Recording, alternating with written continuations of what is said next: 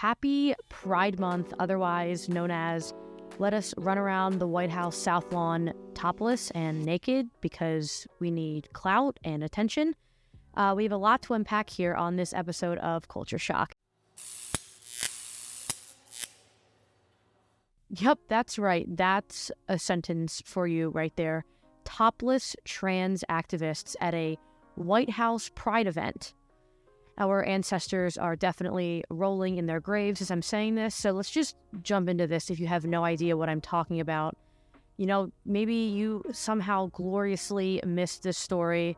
I'm jealous of you because it's been all over my Twitter timeline. It's disgusting. It's a disaster. Let's recap it. So basically, a transgender activist and social media star who attended the White House Pride event earlier this week ran around the White House lawn topless, making TikToks, filming himself, herself, whatever your prerogative is, like topless, like naked. For people watching, here is a video of what I'm talking about. Welcome to the White House. Thank you. Happy Pride Month. Happy Pride Year. Happy Pride Life. Yeah! Transgender children. You are beautiful. You are heard. You belong. You are understood. You are loved.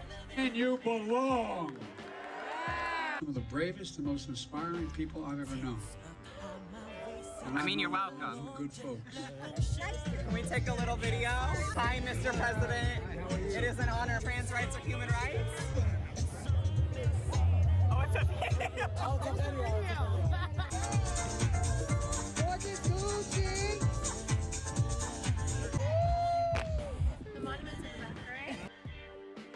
Gay news. Are we topless at the White House?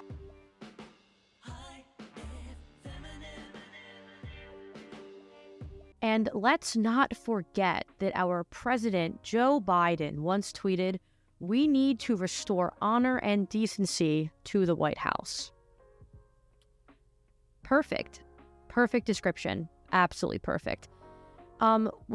There's a lot of things to discuss about this, but first and foremost, I want to say that these events and these people, these influencers, these crazy trans activists are ruining it for like the normal people who just want to like live their lives, like, you know, the people in like the gay community who don't want all this attention, who don't want all of this, like, you know, all this spotlight. They just want to like live their lives normally, like as anybody else would, you know, straight or gay. They're ruining it for them, and it's giving the entire, like, you know, gay community, transgender community a bad name. Not everybody wants, you know, I hope not everybody would want to run around stripping on the White House or twerking on kids in drag makeup to say that they're included in the community. Not everybody wants that. Basically, I think that we're doomed. Trans activists walking around naked at the White House in front of our decrepit president are the same people who demand respect and equality, when in reality they want to stand out with their outlandish, you know, behavior and outfits and be treated as superior to everyone else under the guise of like, oh, well, I'm in the minority. I'm a minority, so you should respect me and treat me better than everybody else. That's not equality. They must be new here. That's not what people who want to be equal like believe in. They don't want to be elevated above, you know, other people or other like members of another community. They want to just be like treated like normal and like the same. Like they're ruining it for like the people who are gay, who just want to like be normal and like, you know, go to work, come home, like be with our family and friends. They're ruining it for those people who don't want all this attention. So not only was there a trans, gay, topless, nudist, or whatever you want to call him, her, at the White House, but there was also here's a photo for people who are watching, but if you're not watching, I will gladly explain this one to you. There was a Progress Pride flag hanging from the White House, sandwiched between two American flags, you know, deeming like the Pride flag as our new like religion or something. So the White House press secretary, Biden's press secretary, was asked about these two situations, about this transgender topless person and a Pride flag being, you know, displayed at the White House. You can watch or listen here to the first question that a reporter asked if the Progress Pride flag violated the U.S. flag code. Take a listen. There's been some criticism also of the White House, the flag placement, the pride flag violating the U.S. flag code. Did anybody notice that or fail to notice that, or was it an intentional statement? Can you just explain what happened with that? So the administration was proud, again, to display the pride flag. It was a historic event at the White House. It's centered around love and family, and I think that's important. And so, we're not going to let anyone distract us from that. What was the meaning of the day? What was the meaning of having families here and to celebrate a community? I'm certainly not going to get into protocols from here, or I'll leave that to others. And so, we're proud of this historic event that we were able to put together here on the South Lawn for our families. And so I'll leave it there. Nope, that's not an issue. We're just supposed to, bow down and salute the Progress Pride flag, I guess. Our enemies must be laughing at us because we are appearing weaker than usual, and nobody's taking us seriously. This is a joke. That is a joke. Nobody fought, bled, died for that flag.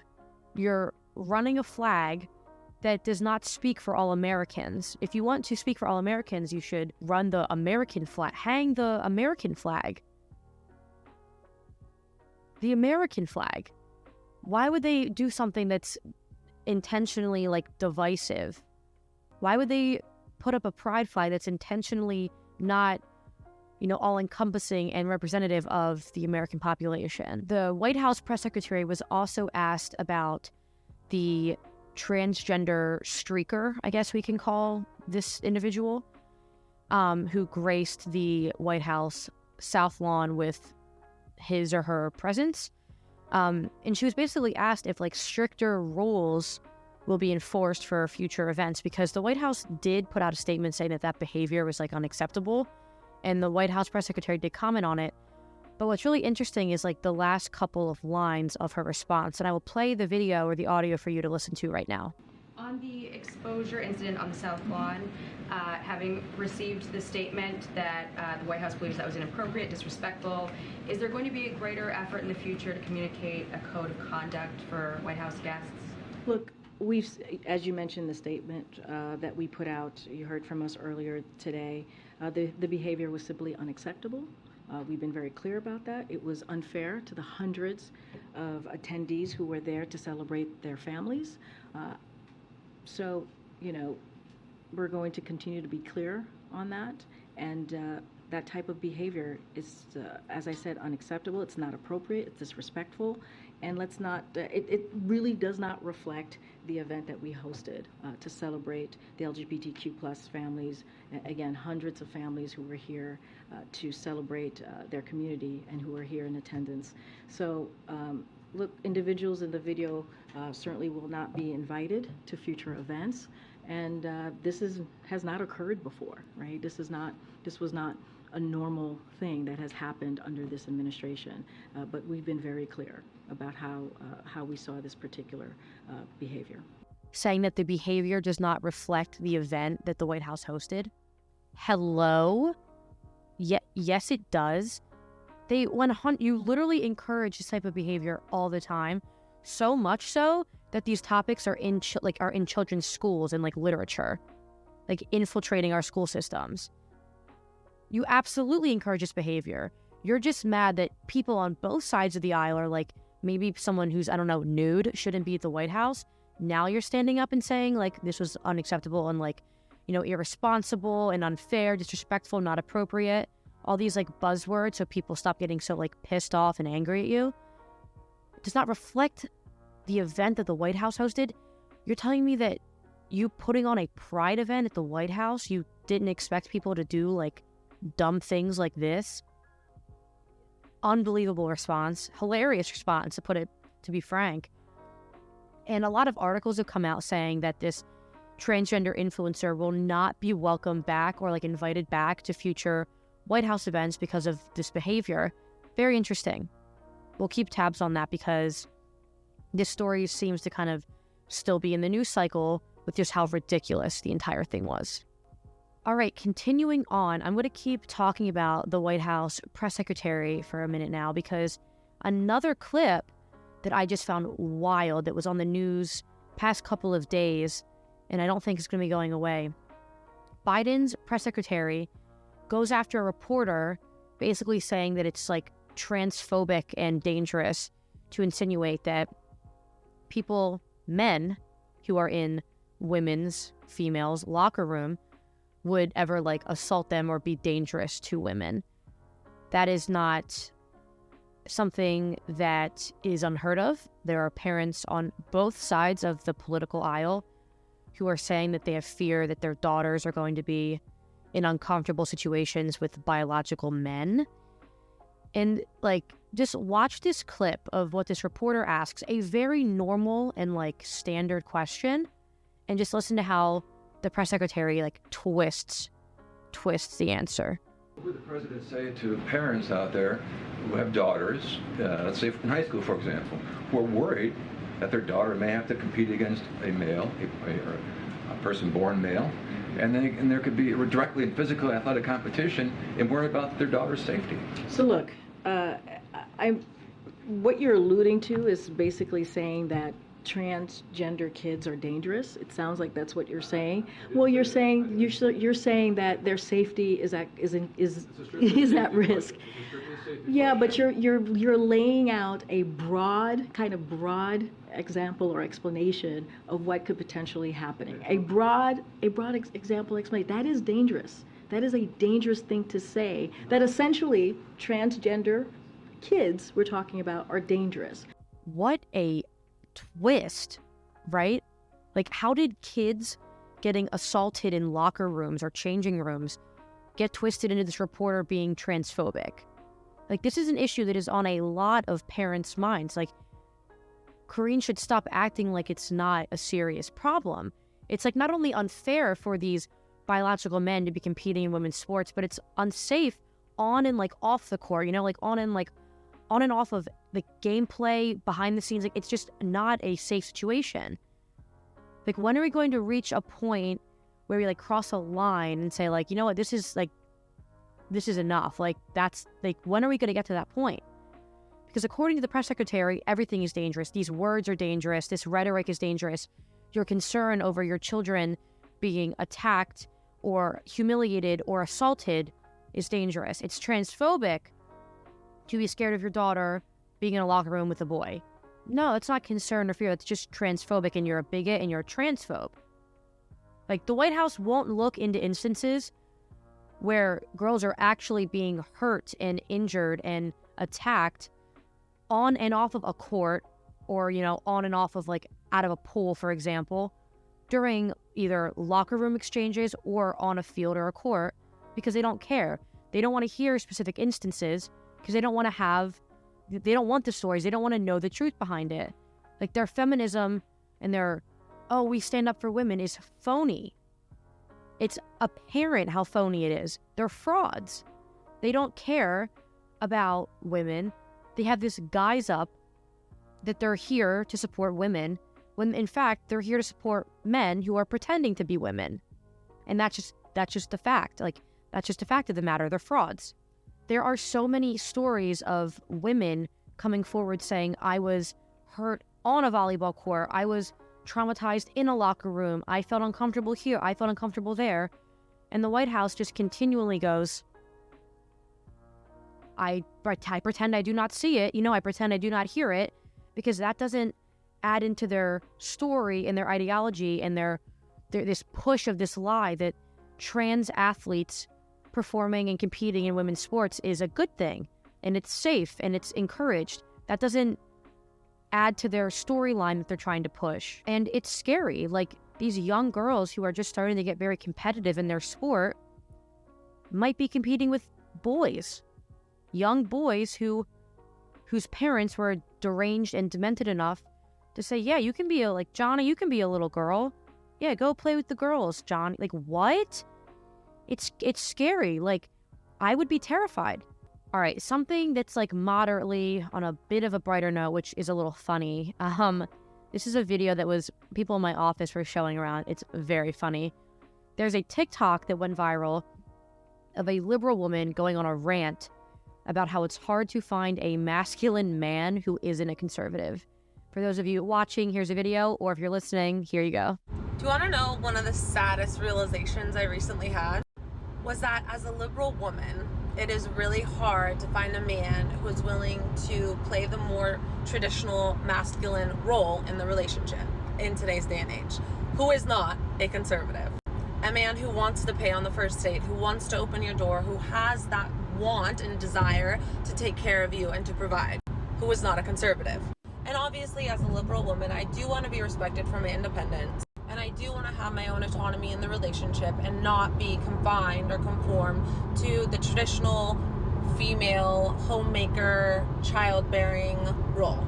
And most of the men that I've dated who do have that more natural provider masculinity about them are normally conservative.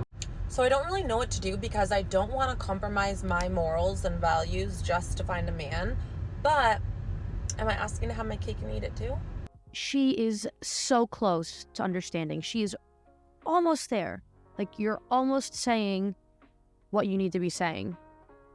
They're finally catching on to the values that women want in men, and they're conservative ones. Fellas, is it Republican to hold the door open for your girl? Fellas, is it Republican to pay for the first date? A man who wants to pay on the first date, who wants to open your door, who has that want and desire to take care of you and to provide. But you can't find one who is not a conservative. Like, I personally never really understood why girls would feel like so fulfilled in relationships where like the guy wasn't acting like the guy. I never really you do you. Like, if you're happy in your relationship, that is what's important, right? But I never really understood it. Like, that just so could not be me for like a million miles for a million years. But I think now that women are starting to catch on that the conservative values that they're like so scared of and that's repulsive, conservatives and Republicans, blah, blah, are actually like the guys who have the morals and the values that they want. These liberal women are realizing, hey, I actually want that in a man. It's funny. And just another example of even when you apologize to the woke mob, it will never be enough.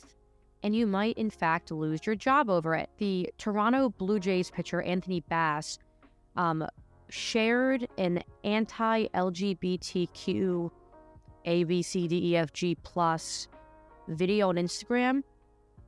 And as you can probably guess, he was like immediately like shit on for it. Like, you're a bigot, you're a transphobe. And he was just like, hey, that's against my like religion and my beliefs.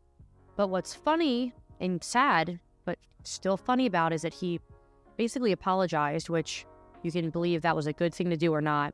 Not really the point of this. But even after he apologized and things kind of proceeded as normal, like there weren't any repercussions because he seemed like he was sorry about it, he was let go. The pitcher was let go. He had appeared in 22 games this season and was even booed by his own team's fans earlier in the month. He said that the video reflected his Christian beliefs. They had a productive meeting, and he moved on, and then he was cut very soon after an anti-LGBTQ host. And this is because the general manager told the media that the pitcher's stance had become a distraction in the clubhouse. His beliefs and his feelings, his religious beliefs, his Christian beliefs became a distraction in the clubhouse. So just remember that even when you're apologizing to these people, they don't care. If they want you out, they will remove you. If they don't agree with you, they will silence you and they will ostracize you. No conservative voice, no matter how big, how small, is safe, which is why people need to keep doing this to bring eyes and ears to these stories of how unfair these situations are for conservatives. This doesn't happen if a liberal freaks out and screams and cries over something, I don't believe that this is right, or I hate Republicans for this, or this, I don't agree with this. If they run their one of their million agenda, talking point topics They're praised. They're celebrated, literally celebrated. There's just an entire event at the White House for this Pride Month. If you're celebrated, you are recognized, you are given awards. But the minute you say, I don't believe in this, I don't agree with this, but like you live your life, like you do you, but I don't want this to be in my life, suddenly you're the problem, you're the bigot. You will be silenced because you have to cave and take a knee to this woke mob that is infiltrating every single area of our life. And it's just sad that he probably isn't even the only pitcher, only player in the MLB who agreed with this, but was probably scared of saying something or doing something because they knew that their like livelihood and their career and their love for the sport depended on their opinion aligning with the woke sports world. So once upon a time, sports used to be just about the sport, but now politics and like identity games and 36 genders are all being intermixed with sports and ruining the fun for everybody else. So it's really sad that this is just one of many situations, I'm sure, of people being silenced and, getting repercussions for speaking out about what they believe in. And I don't really know. I don't think it's going to be changing in the next couple of, months or years with the way, like the trajectory that these stories have been going. But nonetheless, that is not a reason to stay quiet about these types of things, for sure. We'll keep tabs on everything that I just talked about here today and anything else that kind of comes up in this like woke transgender world that's going on. A lot of the topics that I've been covering in the podcast seem to be relating to this, LGBTQ community nonsense. And I love talking about these topics. I think it's great. I love talking about the whole women's sports, debate and how wrong it is for men to be competing in women's sports. So if there's any other topics that I haven't hit on or you want me to continue hitting on, please let us know. These videos are on our YouTube for Town Hall, our Twitter, Instagram. You'll see them around. My Twitter is @LindsayWigo. You can follow me on there. I will be posting some clips from Culture Shock as well.